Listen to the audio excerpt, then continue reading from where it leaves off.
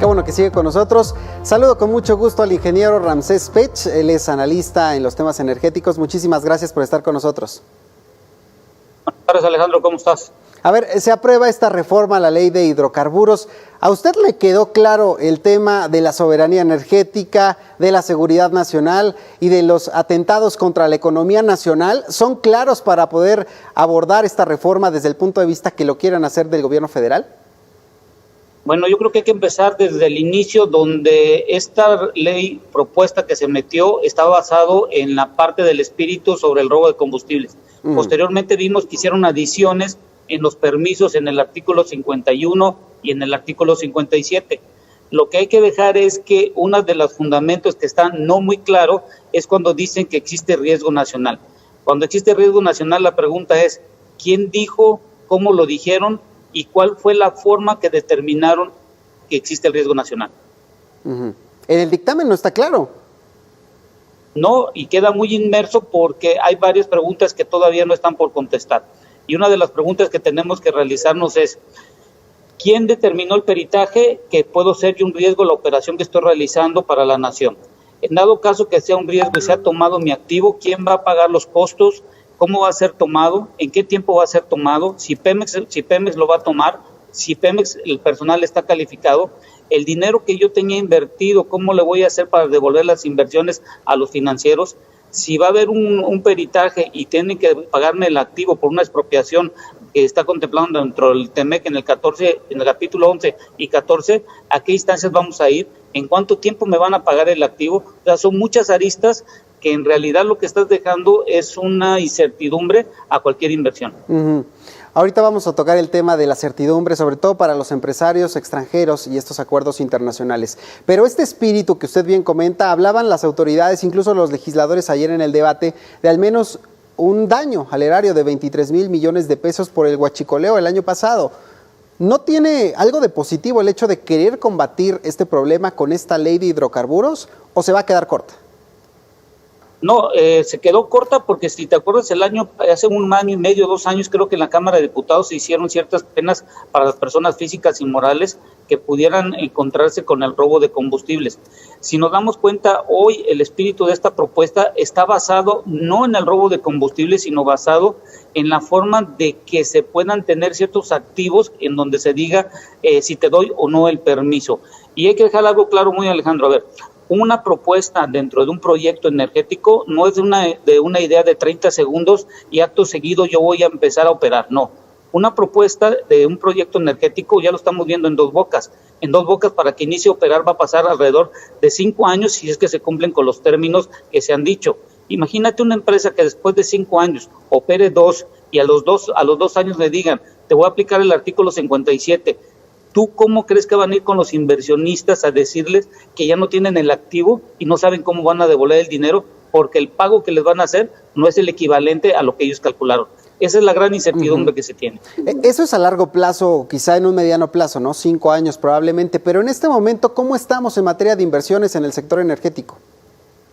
Bueno, este tipo de leyes lo único que están haciendo es que la inercia que se tenía de la infraestructura en el país a raíz del año 2012 a la fecha, vamos a ver un paro cuando menos de 2 años. Este paro significa que cuando menos los proyectos que se podrían empezar a construir en el 2021 o en el 2022 no se van a realizar y por lo tanto si existieran las condiciones podríamos ver algunos proyectos que podrían empezar a operar después del 2030. Esto es complicado porque esto nos deja y confirma que la inversión extranjera directa va a disminuir en los próximos años.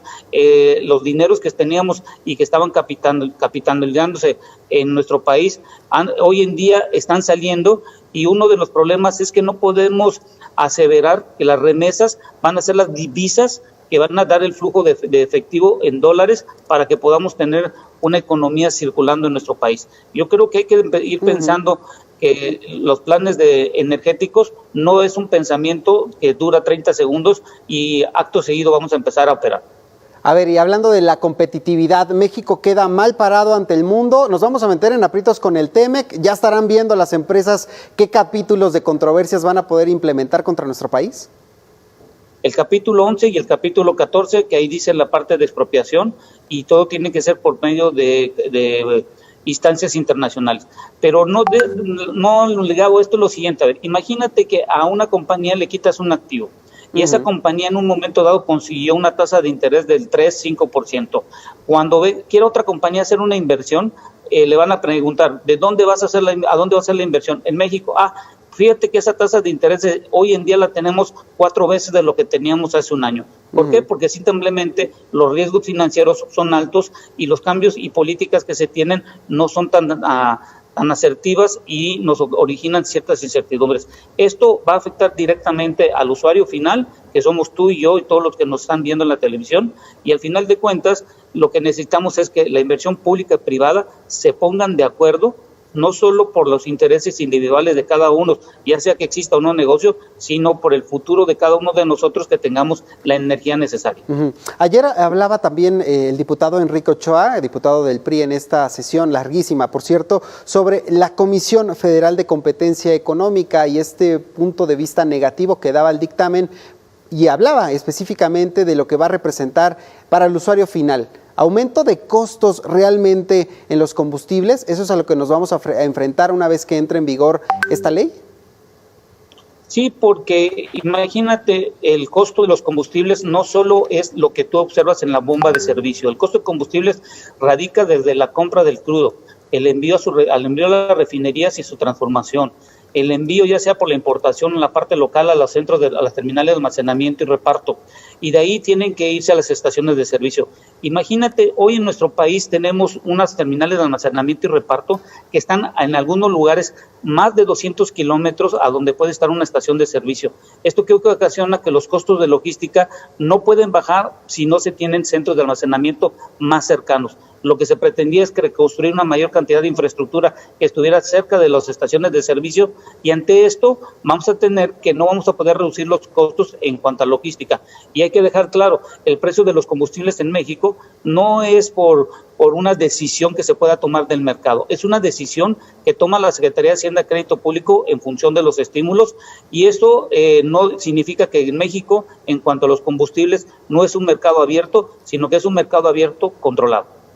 Bueno, al final del día se paga con subsidios, ¿no? Que pagamos nosotros, los ciudadanos, con los impuestos, ¿no? El presupuesto que le inyectan a estas dependencias para poder subsidiar el costo de la gasolina. ¿Habría escasez también? Eso dependería mucho de las características que pudiéramos tener, porque dependemos mucho de que las 6 refinerías, en dado caso, pudieran incrementar su utilidad. Hoy en día, que está por debajo del 50%, llegasen al 85%. Pero ahí llega una disyuntiva.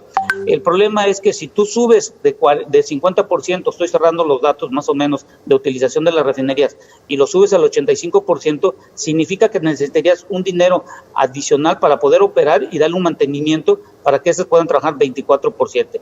Aunado la de Dos Bocas, y con toda la infraestructura que nos hace falta en nuestro país, y con lo que dijo el presidente de la República, que no más vamos a producir no más de 2 millones de barriles diarios, es muy complicado no decir que no exista desabasto. El problema va a ser ahorita es ¿cómo le hago yo para bajar los costos al no tener una infraestructura que me pueda acercar a un mayor a los que son los usuarios, como son las estaciones de servicio? Eso me lleva a pensar, con todo este balance que estamos haciendo, y es curiosa la pregunta, porque en realidad cuando tenemos dependencias, en teoría estas dependencias deberían de funcionar para hacer trabajar el cochecito, pero en este caso la Secretaría de Energía ¿representaría un riesgo para el sector? Más bien lo que yo vería es, tenemos un tiempo de hoy que esta administración está haciendo ciertas modificaciones a consideraciones de la política pública que ellos consideran. La pregunta es, ¿estas políticas públicas en el futuro inmediato van a ser aplicables en función de lo que estamos observando a nivel mercado? Hemos de recordar que hoy en día lo que hicimos en la OPEP+, la Secretaría de Energía dijo que nosotros nada más vamos a producir hasta 1.753.000 millones de barriles diarios, cuando hoy en día necesitamos incrementar la producción.